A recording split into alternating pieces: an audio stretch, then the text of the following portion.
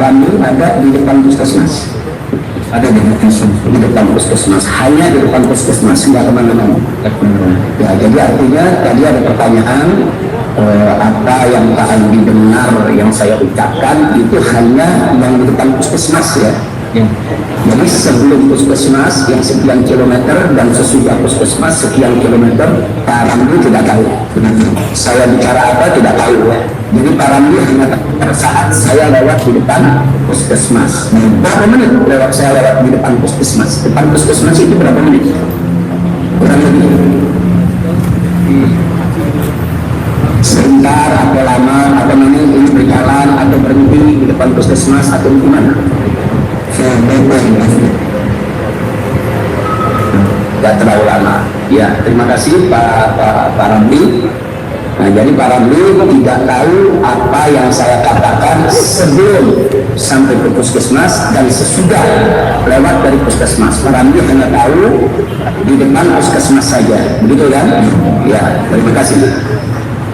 Baik, yang berikutnya Pak Ramli waktu itu melihat, tadinya kan ada dalam puskesmas ya, ikut melihat apa ada panitia yang ngajak ayo lihat Habib atau spontan? Spontan, jadi ingin tahuan aja ya. Ya, terus yang Pak Andi tahu masyarakat di sekitar puskesmas itu berjejer di jalan menyambut saya datang. Apa memang ada panitia ya? Atau mereka spontan aja menyambut?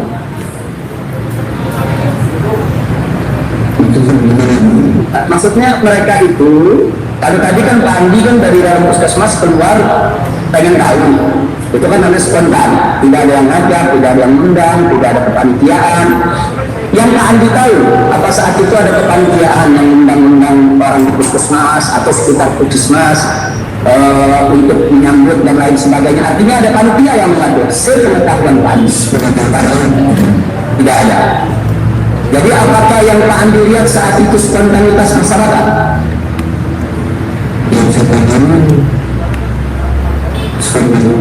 Spontanitas. Terima kasih Pak Andi. Pak Ramli maksudnya, maaf saya salah menyebut nama Pak Ramli Randan. Ya, terima kasih Pak Ramli Randan. Saya pikir itu dulu yang saya tanyakan untuk Pak Ramli. Terima kasih. Nanti akan ada pertanyaan lagi, saya mau sinkronkan dengan Pak Dinkes Pak Rafi ya. Nah, nanti setelah saya tanya ke Pak Dinkes. Berikutnya Pak Dadang. Pak Dadang sebagai Kamtibmas ya di Polsek Megamendung Pak Dadang. Ya, dari tahun 2000 Pak Dadang ya. Ya. Tadi Pak Dadang pada saat ditanya pada majelis hakim bahwa ada saat-saat pengajian yang digelar oleh Markas Syariat terbuka untuk umum masyarakat datang. Betul begitu Pak Dadang? Pertanyaan saya, pada saat pengajian terbuka itu masyarakat bebas datang, atau pernah Pak Dadang ikut datang? Bukan karena dilarang Pak Dadang ya, tapi memang karena dilarang atau gimana? Ini kan terbuka untuk umum. Tadi kan Pak Dadang cerita pernah mau ke MS, masuk ke pos 1 dilarang, gitu kan? Ya, nah sekarang pertanyaannya, pada saat ada pengajian yang terbuka untuk umum siapa saja boleh datang, nah pada saat itu Pak Dadang kenapa tidak datang?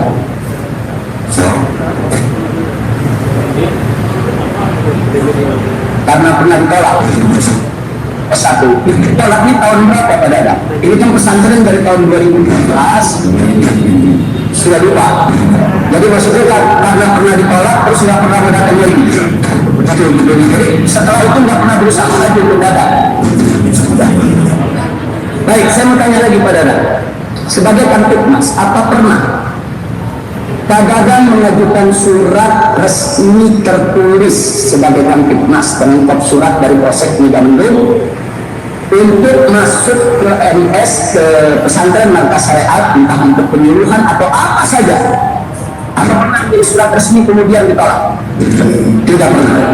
Nah, jadi sama sekali tidak pernah ada surat resmi. Baik, saya mau tanya lagi yang lain, apa Pak Dadang tahu kalau Kapolres Bogor itu, Kapolres Bogor yang lalu, Pak Diki, itu pernah beberapa kali datang ke Markas Syariat, bahkan sholat subuh di Markas Syariat. Anda sebagai Kamtibmas apa pernah dengar itu kabar? Jangan. Anda tidak ikut mendampingi? Tidak ikut mendampingi. Aku tahu ya, Polres Bogor datang bersama jajarannya sholat subuh di sana, dan mereka tidak dihalang-halangi ya.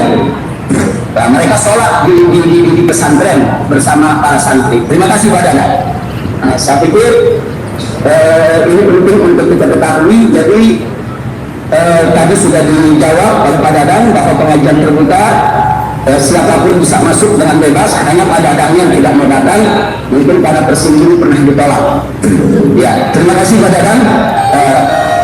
Setelah Anda tahu, saya pulang dari Saudi Arabia.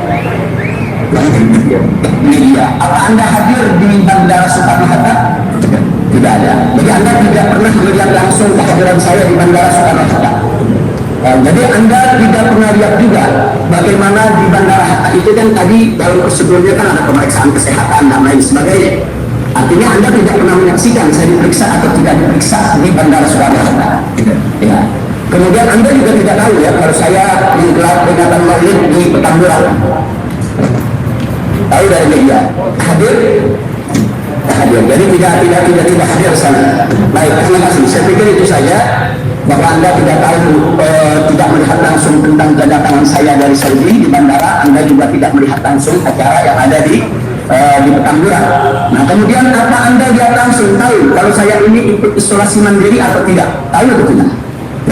Tidak tahu. Jadi Anda juga tidak tahu saya ini isolasi mandiri atau tidak dan seterusnya. Baik, terima kasih. Saya pikir jawaban tidak tahu itu sangat berarti sekali. Terima kasih Pak Sundoyo. Karena saya hanya ingin mengungkap fakta saja. Saya tidak mau bertanya soal pendapat, kesimpulan dan lain sebagainya, karena Anda di sini adalah saksi fakta. Baik, yang berikutnya Pak Sihabuddin dari Kemenak Bogor. Yang saya mau tanyakan, apakah pernah Anda diberitahukan kepada pihak utama perdata dengan nomor 249 TDP 2021 dengan atas nama Andreas Kabupaten Timur di mana untuk segera menuju ruang sidang umum Senat. Terlebih diberitahukan kepada pihak perkara perdata dengan nomor 249 TDP 2021 di mana untuk segera menuju ruang sidang umum Senat. Tidak pernah. Apa Anda agak mengirim petugas lain ke markas syariat untuk penyuluhan? Belum. Karena memang penyuluhan itu belum ada. Nah, jadi bukan markas syariat menolak untuk melakukan pendaftaran, tapi memang penyuluhannya belum ada. Terima kasih. Yang berikutnya saya mau tanyakan. Tadi Anda mengatakan beda antara yang berizin dengan tidak berizin itu pada layanan negara, begitu kan? Nah, maksudnya apa? Coba dijelaskan. Pertama, yang sudah punya izin ketika menyelenggarakan pendidikan formal dia berhak menerima anggaran negara. Ya. Yang kedua, ketika ada bantuan dari negara baik tingkat kabupaten, provinsi maupun pusat, dia berhak menerima. Apabila yang belum, maka karena izinnya belum, maka dia tidak berhak menerima itu. Ya. Nah, jadi artinya saya mau tanya lagi, kalau yang belum punya izin, apa harus langsung dibubarkan? Bukan pengawasan menjawab itu. Ya, bagus. Terima kasih. Kalau belum punya izin, sebagaimana tadi ditanyakan oleh hakim, ada pesantren.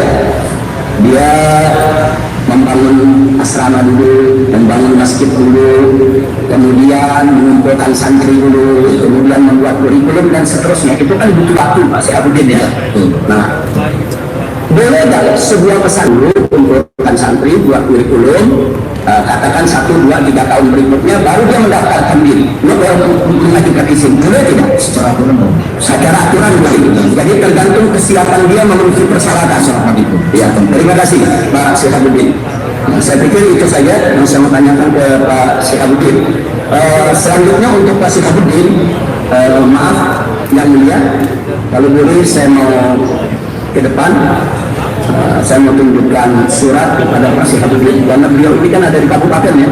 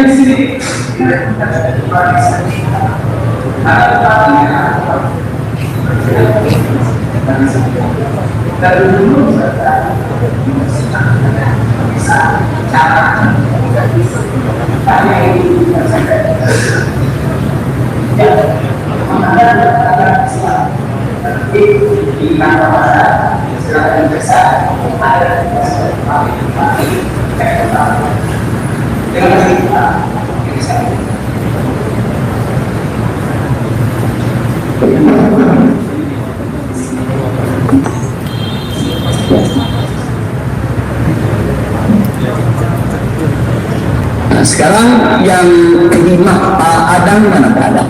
Pak Dinkes ya. Pak Adang, saya hanya ingin menegaskan kembali karena tadi kan Anda sudah jawab, tahu-tahu ada klarifikasi soal data dan lain sebagainya. Saya agak bingung data mana yang mau dipakai. Saya hanya mempertegas saja Pak Adang. Sesuai jawaban Anda tadi. Tadi Anda katakan di sekitar MS, sekitar Desa Kuta Pak Adang ya. Itu bahwa sampai tanggal 28 November itu hasil rapid ada 20 reaktif dan setelah dilakukan tes PCR hanya 1 yang positif. Betul begitu? Betul ya? Nah, coba saya mau tanya Pak Ramli. Pak Ramli, barusan sudah dijawab oleh Pak Adang bahwa betul saat itu ada 20 yang reaktif. Nah, setelah PCR hanya 1 yang positif. Saya mau tegaskan lagi, apa betul begitu? Betul, ya itu aja yang saya mau tegaskan. Artinya pernyataan itu kan masih berlaku, nggak ditarik.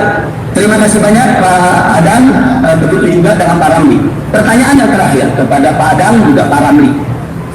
Berdasarkan data kesehatan yang ada di Kabupaten Bogor atau yang ada di Megamendung, apakah setelah kerumunan Megamendung, setelah masyarakat berjejer menyambut kehadiran saya, setelah ada acara peletakan batu pertama di Pondok Pesantren Markas Syariat, apakah ada data yang menerangkan kalau di Megamendung itu muncul klaster baru, namanya klaster Gadok atau klaster Megamendung atau klaster Markas Syariat atau klaster Habib Rizik? Apa ada Pak Dinkes? Tidak ada. Pak Ramli? Tidak ada. Ya, saya pikir itu saja.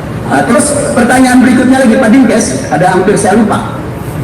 Kedaruratan kesehatan masyarakat di Bogor itu sejak kapan terjadi? Pertama kali terjadi kapan gitu? Kedaruratan kesehatan masyarakat awal wabah, awal pandemi itu kapan? Awal pandemi kan terjadi bulan Maret tahun 2020. Nah, terus keluarnya surat bupati ya, atau gubernur yang menyatakan bahwa Jawa Barat atau Bogor itu ada kedaruratan kesehatan masyarakat itu sejak bulan apa? Jadi sejak bulan Maret ya, sejak bulan Maret. Jadi sejak bulan Maret memang ada terjadi kedaruratan kesehatan masyarakat. Baik, terus sampai terjadi kerumunan Megamendung. Sampai terjadi kerumunan Megamendung, apakah kedaruratan kesehatan masyarakat itu pernah dicabut? Atau terus diperpanjang? Diperpanjang terus. Artinya kedaruratan kesehatan masyarakat tersebut terjadi saat kedatangan saya atau jauh sebelum saya datang? Dari awal sudah ada kedaruratan kesehatan masyarakat, bukan karena saya datang. Terima kasih banyak. Itu saja majelis hakim yang ingin saya tanyakan. Silakan pengacara.